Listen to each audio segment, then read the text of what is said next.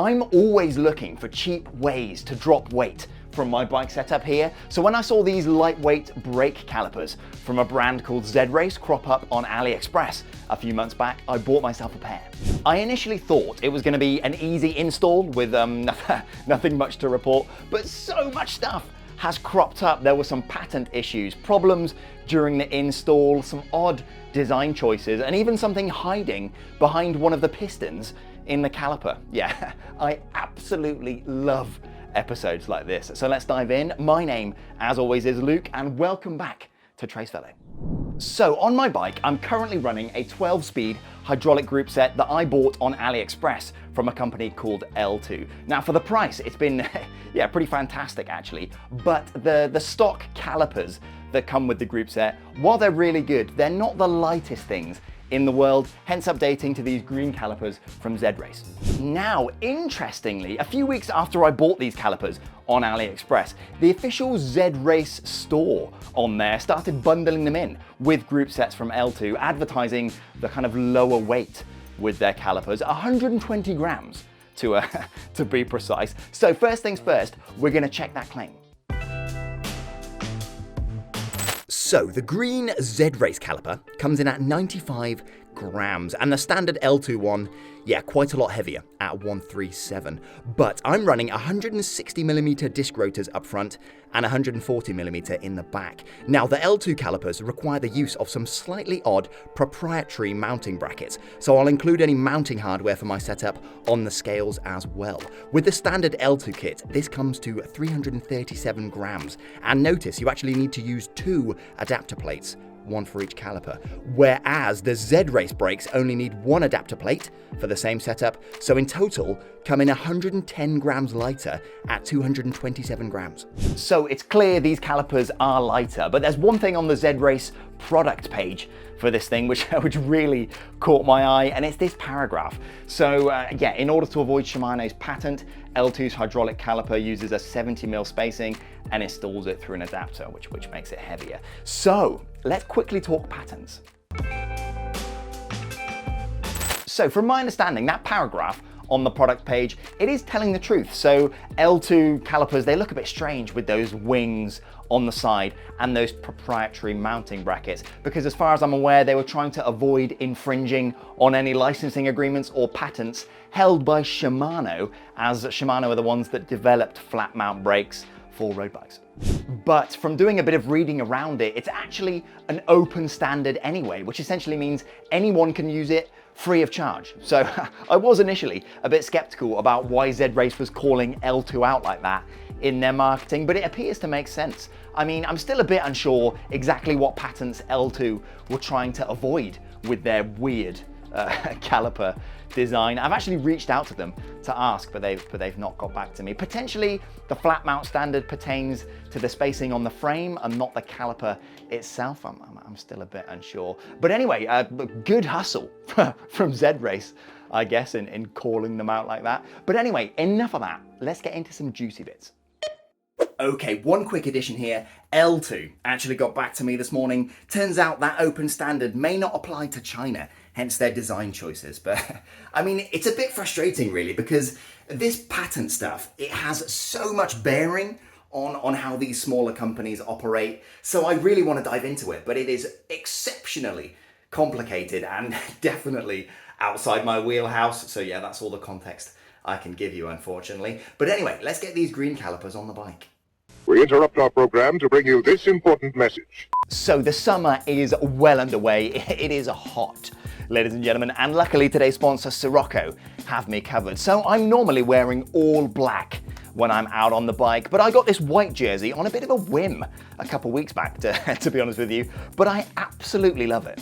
It's from their SRX Pro line, so the fabric is super lightweight and breathable, and I just think it looks fantastic, especially with these white bib short straps underneath and paired with these white cycle gloves here. Plus the construction is top tier and the pockets at the back easily hold all your stuff. And because it's white, it also reflects more of the light, so it'll keep you a little bit cooler on a really hot sunny day. I also picked up this M2 jersey, mainly because it's quite close to the Trace Velo colors, actually, so I think it looks really slick. But again, great quality fabrics, great construction, and as with most of the Sirocco stuff actually, quite minimal branding, which is nice to see. But Sirocco do all sorts of cycle gear, so if you want to pick up some stuff, use my link in the description, save 10% off the entire site, and anything you buy helps me out a little bit as well, which is cool. Anyway, enough of that, back to these calipers. So in the box, you get the calipers, the brake hoses, the hydraulic fittings like the olives, barbs and nuts, and the mounting brackets. It all looked and felt great quality, so I was pretty confident that it would go on fine. Now, when installing the brakes, I also used it as an opportunity to change up the stem length and the handlebars, and this is me waffling on about that. Now, I think it's quite interesting, but it's not really relevant to the calipers, so I'll stick it at the end if you want to check it out. Anyway, I got the calipers installed, which was very simple. To be honest with you, absolutely no different than installing any other set of calipers, but as soon as I started to bleed the brakes, yeah, I ran into an issue. Okay, so these brakes are all on, well, they're all on the bike, and it's all plumbed in, ready to be bled, so I'm bleeding the front brake here. But I'm facing a bit of an issue, actually. So everything is set up, good to go.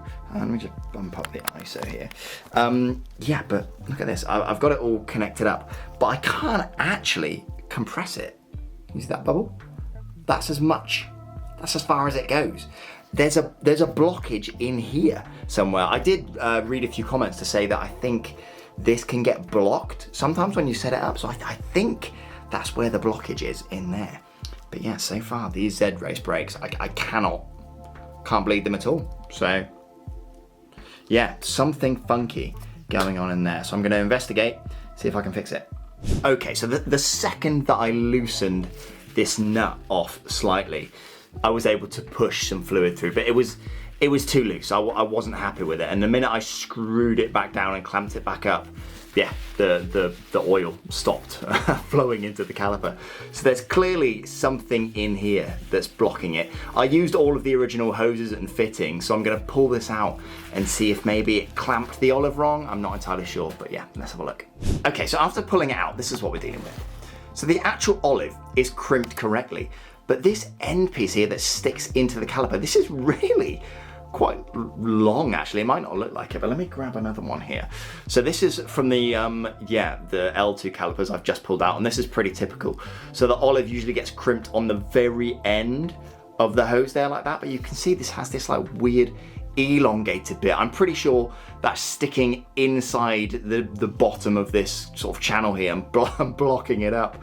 So I think I'll have to replumb this entire line, and I'm pretty sure I did exactly the same thing for the rear brake as well, so that's probably not going to work either, but I'll check that in a bit. But yeah, really frustrating. It means that I'm going to have to pull this entire hose out and yeah, replumb it, because I don't have enough spare hose here to cut it off and do it again. Yeah, bit frustrating, but I think that's the problem. Okay, so you can see, well, it still looks quite long, but I've managed to drop the crimp back about 1 millimeter. So hopefully that's gonna help. So this bit at the bottom here, that's not quite as long. So I reckon when I put this in, that should be fine. Bit of a pain, and yeah, massive design flaw with these calipers. Okay, right, seemingly after that, now we are absolutely fine. So I can push that in. Hopefully you'll be able to see. Oh yeah, fluid coming out there. So that's solved the problem, but what a stupid design. Normally when you, plumb these things in, you seat the hose as far into the caliper as possible and then clamp it down. But clearly with these, that's not the case. But either way, these are working now. So I managed to sort the issue out relatively easily, but it massively piqued my curiosity. Now, I ran the calipers fine for 650 odd kilometers, and I'll cover braking performance in a second, but I had to see what was going on inside these calipers, so let's rip them open. Okay, so this is the caliper. The main body is a single block of aluminium that's been shaped and cut, rather than two halves stuck together like a more standard caliper. And here's one of the pistons, 22mm in diameter for those interested. It's aluminium, which is likely cheaper to produce than the ceramic pistons you see on slightly more premium calipers. Ceramic tends to be favored because it's a great insulator, so it keeps the heat produced under heavy braking isolated within the pads and the rotors. Plus, ceramic pistons will never warp or change shape under extreme heat cycles. But that aside, the aluminium piston does look pretty decent, and because it's hollowed out, it's a little bit lighter than the ceramic variety as well. Now, this was interesting. This cap screws off, and underneath is the other piston. But look at this, there's a washer underneath here, which wasn't present under the other piston. Now, I read on a forum that someone else found this too, so this is definitely here on purpose. Just from speculating, it could be to prevent the piston from bottoming out. Maybe without it, it creates a bit of a seal against the back of this cap, which could prevent the piston from moving outwards. I did notice on the L-TWOO caliper I pulled apart in the last video, there was an additional channel cut out around the bottom edge of each piston seat. So if the piston did bottom out in this case, oil could still flow around the piston and push it out, and this channel isn't there on these ZRACE calipers, but definitely an odd addition. And the fact that the washer is only included on one side. Yeah, very strange. Let me know in the comments if you've got any theories on this.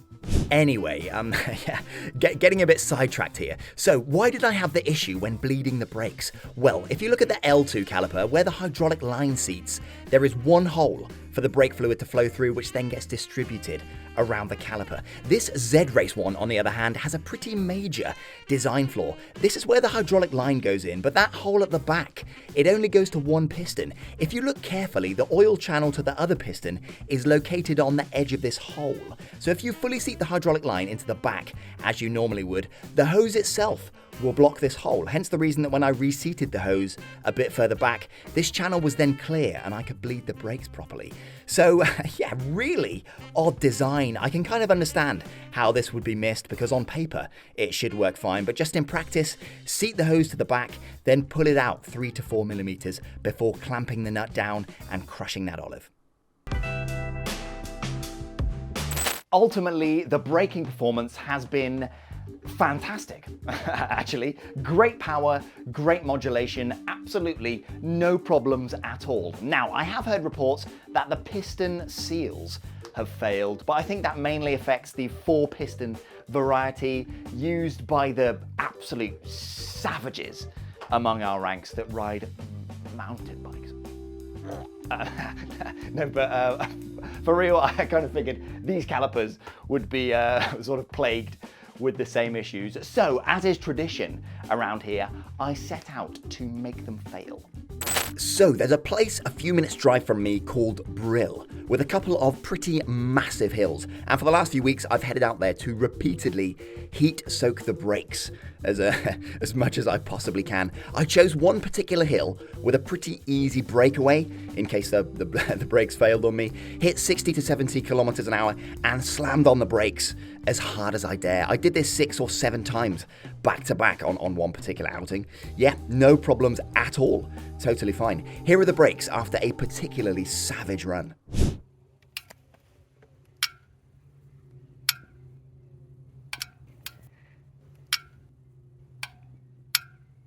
Those brakes are hot.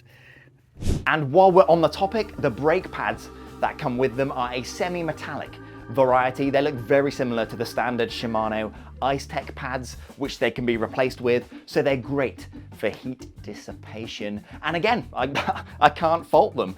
Great bite from cold. They don't squeal very much. The kind of brake fade under heavy braking is easily manageable, very, very, very standard really. And they took a lot of punishment. So yeah, all in all, the braking performance A+ actually. So these are X2 calipers from a brand called Hope. They look similar to the ZRACE ones, but that's pretty much it. From watching some teardown videos, the construction isn't the same and the hydraulic lines connect in a completely different way. I think ZRACE have just sort of taken some pretty heavy inspiration from the design, but that's seemingly as far as it goes. They are very different calipers. So, as long as you're careful on the installation and pull that hose out 3 or 4 millimeters before clamping the nut down. Yeah, these are decent calipers and they offer a pretty good weight saving over the standard L-TWOO ones as well. Now, due to the monoblock design of these calipers, they are about 4 or 5 millimeters wider than regular flat mount calipers. So I guess in terms of aero, you could argue they're kind of less efficient, but there is one other issue that I actually spotted whilst I was editing this episode together. That washer behind the piston is made of steel. And if you look at this footage here, I noticed the anodizing has worn away slightly on the inside of the caliper. Now that's exactly where the washer would have sat when the caliper was mounted up onto the bike. And I didn't catch it on camera, unfortunately, but when I first took that silver cap off the top, the residual oil inside there was glistening slightly with tiny metal particles or flakes. I initially thought that was just contamination with brake dust from when I was disassembling the caliper itself, but from looking at that wear pattern on the edge there, I think that's from where the steel washer was slowly eating away at the aluminium inside the caliper. Given enough time, I can see the oil inside the caliper getting pretty saturated with tiny metal shavings and particles, which would abrade the seals for that piston and lead to failure. No idea how long that would take or if it would even manifest as an issue at all, but thinking about it, it's definitely not ideal. So I'm probably gonna either take those washers out entirely or maybe replace them with some nylon ones, but let me know what you think. I'll probably read the comments section of this video and then make my decision based upon that, to be honest with you. So yeah, let me know what you think. Make sure to include baguette emojis with your advice though, otherwise, you know, the validity of your suggestions will severely be called into question. Right, hopefully this has been yeah, an interesting episode. I certainly love stuff like this, and I hope it helps out a couple of you that end up with these calipers either in a group set or maybe you've bought them separately. Oh, one other thing, this little blue tool here that I used to pull the cap off the top of those calipers, it's not exactly the right thing to use, but it certainly worked for me. So I'll put a link to the product page on AliExpress where I got this from in the description. I think it was like £3, something like that. Anyway, that's all we got time for. So subscribe if you like this kind of thing. Hit the like button if you enjoyed this episode. And if you've got any questions or comments for me about any of this stuff, then yeah, leave me a comment down below. Right, as I mentioned, I'll put a little bit of waffle about the front of my bike here on the end of the video. So for those of you that can be bothered, enjoy that. Right. Anyway, I'll see you next time.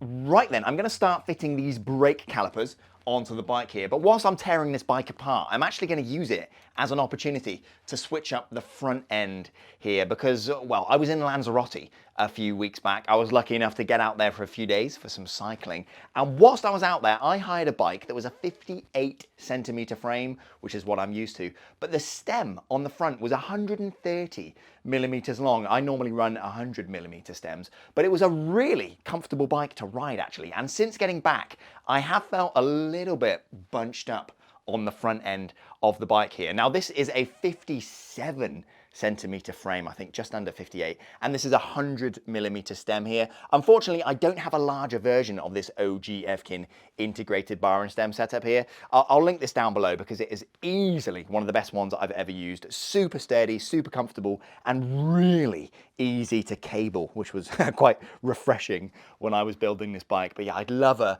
larger version of this, but I don't have it. So I'm gonna have to revert to a basic aluminium setup. I've got a 120 millimeter stem on here. I've got 130 mil if I need it in the drawer, but this is what, about 100 grams heavier than this setup here, which is a bit frustrating, but it's all I've got to work with. So I'm gonna fit this and the brakes. Let's get to it.